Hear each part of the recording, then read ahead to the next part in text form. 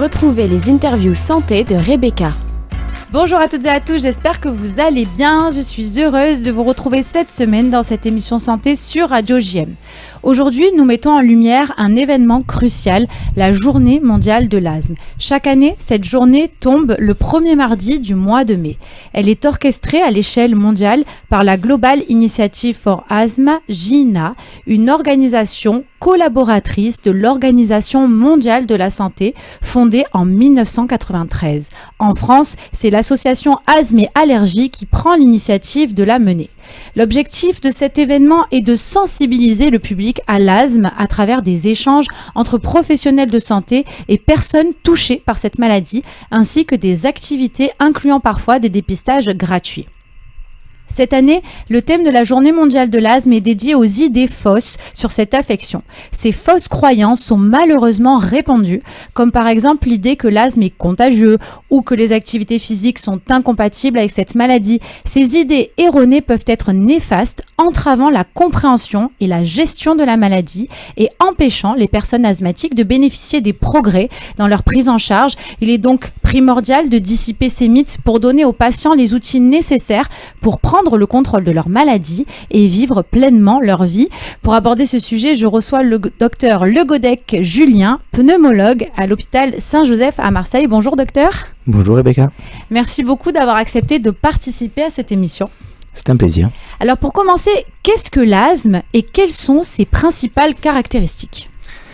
Alors tout d'abord Rebecca, vous avez complètement raison. L'asthme n'est certainement pas une maladie contagieuse. Ce n'est pas une maladie qui se transmet de l'un à l'autre comme ça, par quel que soit le vecteur. C'est une maladie que l'on a en soi. D'accord ? C'est une maladie individuelle, c'est une maladie propre, c'est une maladie chronique. Il faut bien savoir que c'est une maladie chronique qui se caractérise en fait par deux principales notions. C'est une maladie donc chronique des bronches qui affecte donc les bronches, l'arbre bronchique, en même temps réalisant une espèce de contraction du muscle lisse à l'intérieur des bronches. Et cette inflammation, cette maladie chronique inflammatoire engendre cette constriction, mais aussi une inflammation qui se traduit par un œdème et par une augmentation de la sécrétion du mucus à l'intérieur des bronches. Donc le calibre des bronches a tendance à se rétrécir et on peut ressentir à ce moment-là différents symptômes.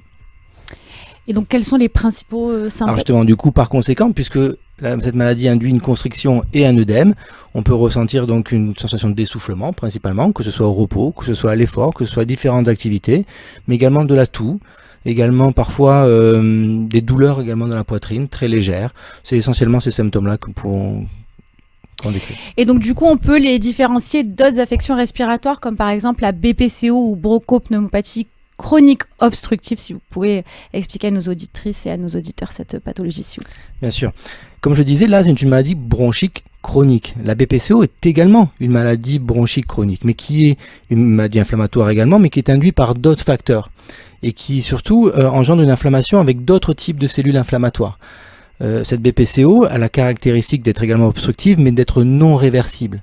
Et ce qui fait la différence avec l'asthme, c'est que l'asthme est une maladie chronique inflammatoire, mais qui est réversible, grâce notamment à des traitements ou au contrôle des facteurs qui influencent cette maladie. On va y revenir. On va y revenir en effet. Et donc, quelles sont les causes de l'asthme ? Existe-t-il des facteurs de risque spécifiques ? Oui, alors c'est très intéressant parce qu'on a l'habitude de dire que l'asthme est quand même une maladie plurifactorielle. C'est-à-dire qu'en fait, il y a plusieurs facteurs qui causent l'asthme. On différencie ces facteurs en des facteurs d'abord plutôt, on va dire, endogènes, c'est-à-dire qui vous appartiennent, qui sont propres. Par exemple, on dit souvent que l'hérédité, ou en tout cas la transmission génétique de l'asthme est possible d'une certaine manière. On appelle ça souvent l'atopie, c'est-à-dire que du coup, il y a une forme de familiarité dans cette maladie asthmatique. Donc c'est un caractère endogène qui vous est propre, qui est un facteur qui peut éventuellement vous faire apparaître cette maladie un jour ou l'autre. On connaît essentiellement, et dans la population générale, on est surtout sensible à tous les facteurs exogènes, tous les autres facteurs de l'environnement notamment qui peuvent affecter les bronches et induire cette maladie inflammatoire. Et je pense évidemment là aux allergènes, qui est le principal facteur, on y reviendra là aussi, mais il en existe bien d'autres, comme la pollution, comme le tabac, comme les conditions atmosphériques, voilà. Parfois également certains médicaments que vous pouvez éventuellement prendre, certaines modifications hormonales aussi, ou le poids par exemple, sont des facteurs qui influencent cette maladie. Et donc, quel est le pourcentage d'asthmatiques en France et l'âge moyen de survenue de cette maladie ? C'est assez variable, hein, mais en gros, on considère qu'aujourd'hui, le pourcentage est d'environ entre 5 et 8% de la population générale. C'est un pourcentage qui a énormément augmenté ces 20 dernières années, qui a quand même tendance là à se lisser, en tout cas à se stabiliser. Mais c'est quand même assez important, quand même. 8% de la population, c'est quand même assez énorme. Et oui, vous disiez, on met souvent l'asthme, on catégorise la maladie asthmatique comme maladie infantile, parce que c'est un âge d'apparition de l'asthme qui est plus fréquent que chez l'adulte. Si on considère que c'est à peu près 8% de la population en général, pour l'enfant, c'est entre 10 et 15%. Et plutôt 10% pour la petite enfance et 14% pour l'âge adolescent. Donc l'âge adolescent est vraiment l'âge d'apparition de l'asthme. Mais c'est une maladie qui peut apparaître quand même à tout âge, notamment lors des modifications hormonales que représente la ménopause par exemple. Et donc, est-ce qu'il est possible d'être asthmatique enfant et de ne plus l'être à l'âge adulte ? Vous disiez tout à l'heure que l'asthme était réversible. Voilà, alors l'asthme reste une maladie chronique. C'est-à-dire que du coup, c'est une maladie que vous avez en vous et qui peut être influencée par différents facteurs, mais que vous allez garder. Mais qui va s'exprimer plus ou moins tout le long de votre vie, en fait. En fonction des facteurs, justement, qui vont l'influencer. Donc, vous êtes asthmatique enfant, vous serez peut-être asthmatique adulte, mais vous ne le ressentirez peut-être pas. Vous vivrez peut-être avec cette maladie sans forcément la ressentir en fonction des facteurs que vous avez, car il y a ce caractère réversible. Il n'y a pas forcément ce caractère guérissable, c'est une maladie chronique, mais qui est réversible toutefois en fonction de la manière dont vous contrôlez cette maladie. Alors, bronchiolite, bronchite asthmatiforme, asthme, est-ce que vous pouvez nous éclairer, s'il vous plaît ? Alors, pour rappel, nous avons abordé le sujet de la bronchiolite avec Aurélie Clément-Ross, kinésithérapeute, le mardi 5 décembre. Vous pouvez retrouver cette émission sur le site de Radio JM. Je vous laisse la parole, docteur. Oui, alors là, on va peut-être du coup un petit peu détailler, mais... dans les grandes lignes. Oui, dans les grandes lignes. Alors, c'est intéressant parce que... Quand on a ça chez notre enfant, on est un peu perdu. On est un peu inquiet, évidemment. Comme je le disais tout à l'heure... certains facteurs exogènes, comme les virus ou les infections bactériennes, virales de l'hiver, sont des facteurs qui peuvent influencer une maladie asthmatique, déclencher une maladie asthmatique, la faire varier, la faire s'exprimer. Toutefois, vous pouvez attraper un virus sans forcément avoir une maladie asthmatique sous-jacente, mais avoir des symptômes qui vont y ressembler. Et c'est le cas par exemple de la bronchiolite. La bronchiolite est une inflammation également de certains types de bronches qu'on appelle les bronchioles et qui parfois peuvent donner des symptômes qui vont ressembler car cette infection induit une inflammation également et donc cette inflammation peut mimer des symptômes qui sont assez forts. Et pareil pour les bronchites, donc cette fois-ci c'est une infection des bronches un peu plus grosses et qui parfois peuvent également engendrer une inflammation et par conséquent des symptômes qui ressemblent à de l'asthme. Ce n'est pas pour autant que vous avez une maladie asthmatique et il faut faire la différence de cela, par rapport à cela. Et donc, sur quoi repose le diagnostic ? Voilà, et donc c'est justement on en vient au moment du diagnostic. Pour faire le diagnostic de l'asthme, il faut, évidemment, des symptômes évocateurs, mais qui vont se répéter dans le temps, au fur et à mesure, en fonction aussi de divers facteurs, non pas que les facteurs infectieux de celui de le petit virus ou une infection AVRS. Et il faut évidemment avoir recours à votre médecin pour qu'il fera une exploration fonctionnelle respiratoire. C'est en analysant le comportement de vos bronches pendant un examen spécifique du souffle que l'on permettra de savoir si leur calibre est réduit et si éventuellement il y a une inflammation qui induit un œdème et une constriction du muscle lisse. Donc quels sont les traitements disponibles pour l'asthme et comment fonctionnent-ils ? Là aussi, donc c'est très intéressant. On vient de dire que justement le diagnostic se fait par l'analyse du comportement de vos bronches pendant cet examen du souffle. On met en évidence une constriction et une inflammation. Il va falloir donc que l'on traite cette constriction et cette inflammation. Pour traiter l'inflammation, aujourd'hui, le traitement le plus efficace reste les corticoïdes inhalés. Donc c'est un dérivé de la cortisone que l'on prend par voie orale de manière assez ubiquitaire et standard. Donc c'est un dérivé sous forme inhalée qui permet de réduire l'inflammation à l'intérieur des bronches. De plus en plus, c'est associé maintenant à des bronchodilatateurs qui vont permettre de lever cette constriction du muscle lisse pour permettre d'augmenter, d'améliorer le calibre de vos bronches et de diminuer ainsi vos symptômes. Est-ce qu'il existe des différences dans la prise en charge de l'asthme chez les enfants et chez les adultes ? Là aussi, très bonne question. Non, pas forcément. La plupart... il existe des différences dans le traitement de l'asthme en fonction de la gravité de l'asthme et en fonction de la sévérité de l'asthme. On y reviendra là aussi un petit peu plus tard. Mais les traitements que l'on donne pour les enfants peuvent être adaptés aux adultes et inversement. Alors, il y a forcément après certains qui sont autorisés en fonction de certains âges, mais globalement, ça repose sur la même base thérapeutique. Ouais. Alors comment peut-on distinguer une crise d'asthme mineure d'une situation nécessitant une intervention médicale immédiate ? Voilà, là il faut en effet faire la différence entre, comme je l'ai dit tout à l'heure, l'asthme est une maladie chronique que vous avez avec vous, que vous allez vivre avec cette maladie. Cette maladie, elle va s'exprimer sous forme de symptômes, mais elle peut s'exprimer sous forme de crise également. Donc une crise, on considère qu'une crise d'asthme, en général, c'est quelque chose d'assez court, c'est une variation assez temporaire de vos symptômes, une augmentation assez brutale mais temporaire de vos symptômes pendant une courte durée qui est censée s'améliorer avec des médicaments d'urgence, le plus connu étant la ventoline qui est un bronchodilatateur rapide d'action qui permet de lever la constriction. Donc une crise d'asthme, lorsqu'elle est dite mineure, c'est lorsque ces symptômes sont améliorés assez rapidement par ce type de traitement. Si en effet vos symptômes ne sont pas améliorés ou très rarement ou très lentement par ce type de traitement, alors la crise devient certainement plus majeure et là, il vaut mieux en général consulter un service d'urgence ou votre médecin rapidement. Alors quel joue le rôle des allergènes dans les déclenchements des crises d'asthme et comment peut-on les éviter ? Alors pour rappel, un allergène est une substance étrangère qui déclenche une réaction du système immunitaire chez certaines personnes, provoquant donc une réponse allergique. Voilà, en effet, comme on l'a dit tout à l'heure, les allergènes représentent un des facteurs les plus connus et puis en général les plus importants quand même de la maladie asthmatique qui influence cette inflammation à l'intérieur des bronches. Donc ces allergènes peuvent générer des symptômes un petit peu chroniques, mais en période de forte augmentation de ces allergènes, par exemple les pollens, les périodes de pollinisation ou une exposition importante à un allergène domestique, cette exposition forte peut à ce moment-là déstabiliser votre maladie asthmatique, votre inflammation dans les bronches. Et malheureusement, ça peut être assez fréquent et tout au long de l'année, puisque les allergènes, les patients sensibles à des allergènes peuvent être sensibles tout au long de l'année. Comment peut-on les éviter ?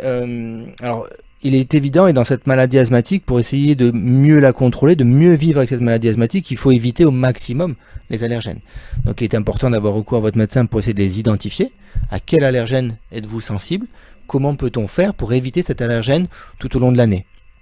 Maintenant, il y a des fois où en effet la situation est inévitable et vous allez donc ressentir une augmentation de vos symptômes. La crise d'asthme peut se déclencher. Donc en plus du traitement bronchodilatateur d'urgence, il est intéressant d'utiliser un traitement antihistaminique qui va réduire la charge de votre sensibilité allergène dans votre sang. Alors, quelles sont les mesures préventives que les personnes asthmatiques peuvent prendre pour réduire les risques de crise ? Quelles sont les stratégies pour améliorer la qualité de vie des patients asthmatiques ? La qualité de vie est justement quelque chose de très très important. Aujourd'hui, pour cette maladie chronique inflammatoire, l'objectif que l'on vise est justement la qualité de vie. Comment bien vivre, je le répète, avec cette maladie inflammatoire que vous avez au fond de vous. Donc les mesures préventives sont essentielles. Comme on l'a dit, il y a plusieurs facteurs qui influencent cette maladie. Donc il faut essayer le plus possible d'éviter ces facteurs. On a parlé des allergènes, donc identifier l'allergène, essayer de l'éviter. Je prends l'exemple souvent, vous avez un enfant qui est asthmatique et qui est sensible au poil de chat. Malheureusement, avoir un chat à domicile n'est donc pas une bonne idée. Voilà. Donc voilà, il faut éviter le plus possible les allergènes. Mais comme on l'a dit, il y a d'autres facteurs également qui influencent. Donc il est parfois difficile d'éviter les virus de l'hiver. Malheureusement, on y est tous forcément exposés à un moment ou l'autre. Mais là aussi, un enfant asthmatique, il faut prendre certaines mesures préventives comme la vaccination pour certains types de virus ou certains types de bactéries. On a parlé également du tabac qui influence malheureusement aussi cette maladie. Donc que ce soit enfant ou adulte, éviter de s'exposer à ce facteur exogène. La pollution, là aussi c'est toujours difficile parfois à éviter lorsqu'on habite Marseille-Centre, mais favoriser les habitations non polluantes. On parle aussi de plus en plus dans cette maladie des pollutions domestiques. De plus en plus d'études sont faites sur les polluants domestiques directement liés aux meubles que vous achetez ou aux huiles essentielles que vous utilisez, et toutes ne sont pas forcément bonnes. Notamment peut-être des facteurs irritants et pro-inflammatoires pour vos bronches. On parlait également de l'obésité. Attention, le surpoids est un facteur qui va favoriser la déstabilisation de cet asthme. Donc améliorer le contrôle de cette maladie, c'est faire aussi attention à son poids. Et au niveau du sport, finalement Et au niveau du sport, bien sûr, très bonne question. Le sport est totalement recommandé dans cette maladie, pour plusieurs raisons. Puisque le sport permet quand même aussi de garder une musculature au niveau de la cage thoracique qui est indispensable lorsqu'on a une maladie respiratoire. Donc le sport est totalement recommandé et n'est pas du tout contre-indiqué. Certains sports sont tout de même à éviter. On parle souvent de la plongée sous-marine parce que du coup vous êtes exposé à des gaz qui peuvent être irritants pour vos bronches et donc favoriser l'inflammation directement à l'intérieur de vos bronches. Mais on parle aussi de certains sports qui sont peut-être pas très adaptés, comme courir, faire du jogging en période de pic de pollution. Mais on a tendance à dire que le sport que les asthmatiques peuvent réaliser, le sport qu'ils aiment, qu'ils feront finalement avec plaisir, pour justement un peu plus développer et améliorer leur capacité pulmonaire. Alors, quelles sont les complications possibles de l'asthme non traité ou mal contrôlé ? Voilà. On l'a dit tout à l'heure, l'asthme est donc une maladie qui va engendrer une inflammation intérieure de vos bronches, donc une constriction du muscle lisse et favoriser une hypersécrétion. Cette hypersécrétion au long cours peut avoir une tendance à favoriser et à aggraver le risque d'infection respiratoire. Donc du coup, cette maladie, si elle est mal traitée, elle va évoluer sous une forme d'infection respiratoire multiple et qui vont engendrer potentiellement autre chose. Le plus gros risque de cette maladie est la répétition des crises. Donc la répétition des crises d'asthme s'appelle une période d'exacerbation d'asthme. Plus vous exacerbez votre asthme et plus celui-ci va être déstabilisé. Ouais, ça se dit. Peut-être à couper à 16 minutes. Ouais. Tu suis tout bien, nickel. Tout bien. Je vais peut-être reprendre un petit peu là pour dire que du coup... c'est moi, je fais 3 d'un go. Allez, go. L'évolution de cette maladie mal traitée peut aboutir également au décès. C'est-à-dire que du coup, une maladie qui est mal traitée est une maladie pour laquelle vous allez faire des crises très régulièrement. Vous allez être en période d'exacerbation et ces exacerbations, si elles sont mal traitées, finiront peut-être un jour par faire une crise d'asthme aiguë grave qui justifiera malheureusement des soins intensifs et parfois qui aboutit au décès. Cette maladie, lorsqu'elle est mal traitée ou mal contrôlée, nécessite souvent, pour être contrôlée, la prise de cortisone par voie orale. D'accord. Et de manière chronique, pour essayer de la contrôler. Plus que seulement inhaler. À ce moment-là, la cortisone de manière orale est souvent efficace pour contrôler cette maladie sévère. Malheureusement, ce médicament qui marche très très bien vous expose à des complications au long terme. Et donc, un des gros problèmes de cette maladie, lorsqu'elle est mal traitée et mal prise en charge, est finalement les complications liées au traitement de cette maladie, la corticothérapie, qu'il faut éviter le plus possible, notamment par voie générale, au long cours, sur toute une vie. Alors, existe-t-il des innovations thérapeutiques dans la prise en charge de l'asthme ? Oui, voilà. Donc, on n'a pas tout à l'heure évoqué les différents stades de l'asthme. L'asthme peut revêtir des formes légères, parfois des formes un peu plus sévères, et puis parfois des formes très sévères.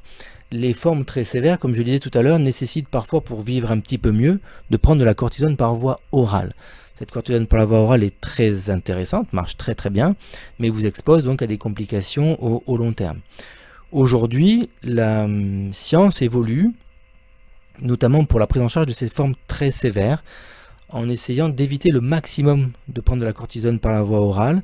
Et la science évolue vers des traitements injectables qui sont des auto-anticorps pour essayer de tuer certaines cellules qui génèrent l'inflammation à l'intérieur de vos bronches. Ce sont essentiellement les éosinophiles qui sont en cause dans cette maladie inflammatoire bronchique. Et aujourd'hui, des anticorps ciblent ces cellules pour essayer de mieux contrôler la maladie. Ce sont des thérapeutiques innovantes qui coûtent malheureusement très très cher, qui aujourd'hui sont réservées pour les patients asthmatiques très sévères pour essayer de leur améliorer leur qualité de vie. Ouais. Merci beaucoup, Dr Le Godec. Merci, Rebecca. Donc, en conclusion, vous l'aurez compris, l'asthme n'est pas contagieux et n'empêche absolument pas de pratiquer une activité physique, bien au contraire.